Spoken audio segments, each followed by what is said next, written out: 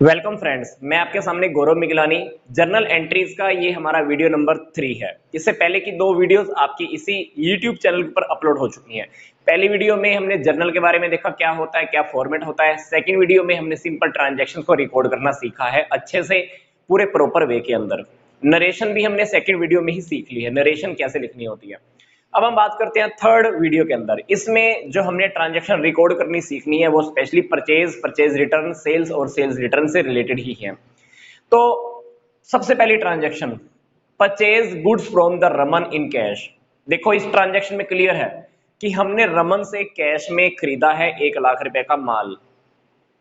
अब मान लीजिए कि आप किसी दुकानदार के पास जाते हो और उससे कुछ खरीद के लाते हो, उसको जब आप पैसे दे आते हो तो क्या लगता है कि आपका नाम वो क्या अपनी बुक्स में लिखता होगा? नहीं लिखता होगा, क्योंकि आप ऑलरेडी इसको कैश दे के ही आए हो। तो इसलिए हम बिजनेस में जब भी किसी से कैश में खरीदते हैं या कैश में बेचते हैं तो हम उसका नेम डिफाइन नहीं करते हैं, हम सिर्फ कैश को ही मेंशन करते हैं। तो यहां पे हमने रमन से कैश में परचेज किया है, तो हम क्या करेंगे? सिंपल सी बात, परचेजेस अकाउंट डेबिट। कैश में परचेज किया है तो क्या लिखना है अपने को? कैश अकाउंट लिखना है। सिंपल सी बात, 1 लाख रुपए डेबिट में, 1 लाख रुपए क्रेडिट में। यहां पे हमको क्या लिखनी होती है? नरेशन लिखनी होती है। क्या नरेशन लिखेंगे? Goods purchased from Raman for cash. Raman से हमने खरीदा है पर कैश में खरीदा है, तो यहाँ पे आप नरेशन में उसका नाम लिख सकते हो, पर ट्रांजैक्शन में आपको सिर्फ कैश दिखाना है। परचेजेस को नॉमिनल के रूल के अकॉर्डिंग हमारा एक्सपेंस है, एक्सपेंस को डेबिट करते हैं। कैश रियल के रूल के according credit what goes out, credit what goes out के अकॉर्डिंग हमने इसको क्रेडिट किया है। दूसरी transaction, purchase goods from Raman on credit. दूसरी ट्रांजैक्शन में क्लियर ये बात लिखी हुई है कि हमने रमन से खरीदा है पर उधार खरीदा है। उधार खरीदा है तो कोई बात नहीं, आपको तो एंट्री करनी है, तो क्या एंट्री करेंगे आप? परचेजेस अकाउंट डेबिट टू, उधार खरीदी है ना, तो अभी रमन का नेम हमको मेंशन करना है। कितने का खरीदा है? 2 लाख का, तो 2 लाख रुपए आप इसके अंदर मेंशन कर दो। नरेशन में आपको क्या लिखना है? नरेशन में आपने ये लिखना है कि goods purchase from the Raman on credit. 2 lakh की परचेज आपने रमन से उधार में खरीदी है। कैश में खरीदा तो कैश में, उधार खरीदा है तो आप रमन का नाम लिख सकते हो। नेक्स्ट ट्रांजैक्शन देखते हैं। नेक्स्ट ट्रांजैक्शन है कि गुड्स मैंने रमन को रिटर्न कर दी है 10%। 2 लाख रुपए की मैंने गुड्स खरीदी, इसी में से ही 10% मैंने रिटर्न की है। इसमें लिखा हुआ है goods return to Raman 10% of the above. जो 2 लाख की मैंने जो खरीदी है ना, इसमें से मैंने 10% गुड्स रमन को वापस कर दिया, क्योंकि मेरे को वो गुड्स पसंद नहीं आई। तो मैं क्या करूंगा? 10% वापस किए हैं तो आप क्या करो? रमन को डेबिट करो, रमन डेबिट। क्या लिखना है? Purchase return. कितनी रिटर्न की है? 10%। 2 लाख का 10% बोले तो 20,000 रुपए। रमन से देखो कितने का लेना देना रह गया। 2 लाख का खरीदा था आपने, 20,000 आपने वापिस ही दे दी उसको। कितने रुपए आपने रमन को देने हैं? 1,80,000 रुपए आपने अब तक रमन को देने हैं। पेमेंट मेड टू रमन, देखो पेमेंट करने की बात ही आ गई है। पेमेंट कितनी करनी है? लिखी नहीं हुई। अल्टीमेटली देख लो कितने रुपए देने हैं रमन को, 1,80,000 रुपए देने हैं, तो रमन को आप पेमेंट कर दो। क्या लिखेंगे? Raman debit to cash account. कितनी पेमेंट करनी है? पेमेंट की बात नहीं है तो समझ लेना कि आपने पूरी की पूरी पेमेंट ही उसको करनी है। रमन को डेबिट द रिसीवर के अकॉर्डिंग आप डेबिट कर दो।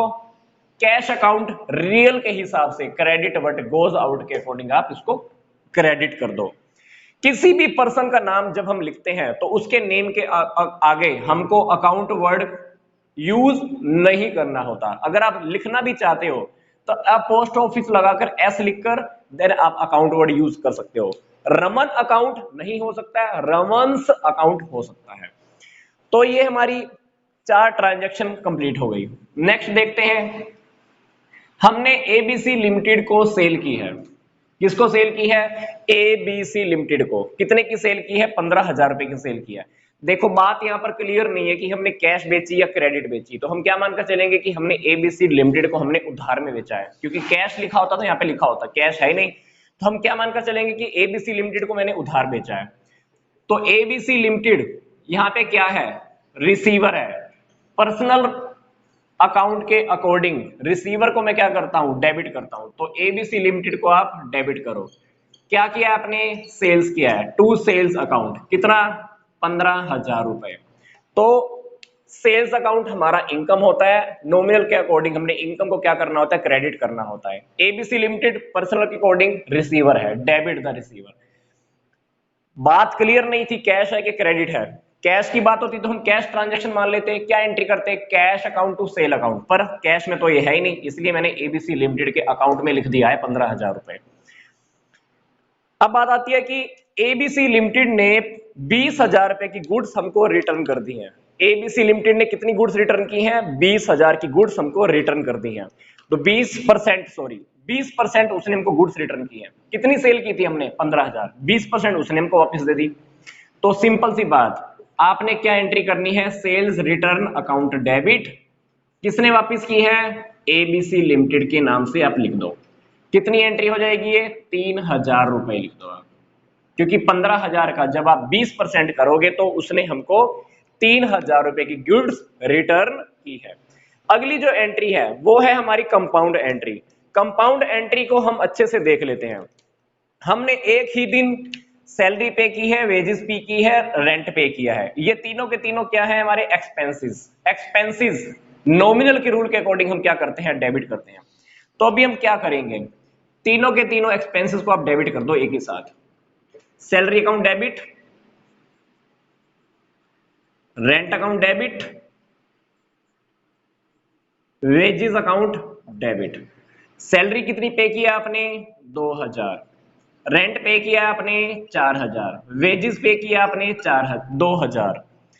अल्टीमेटली आपके पास से पैसा कितना चला गया, 8,000 रुपए आपके पास चला गया। कैश आपके पास से चला गया, credit what goes out. Real के रूल के अकॉर्डिंग हमने क्या करना है, कैश को आपने क्या करना है, क्रेडिट करना है। टू कैश अकाउंट कितना, 8,000 रुपए।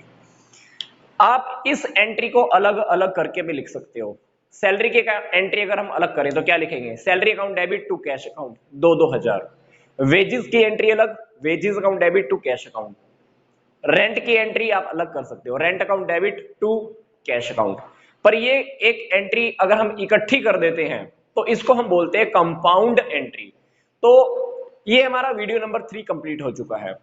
नेक्स्ट वीडियो में हमको देखना है ट्रेड डिस्काउंट क्या होता है, कैश डिस्काउंट क्या होता है, तो उसको हम अच्छे से स्टडी करेंगे। तो यहां तक का वीडियो देखने के लिए आप सबका बहुत बहुत धन्यवाद।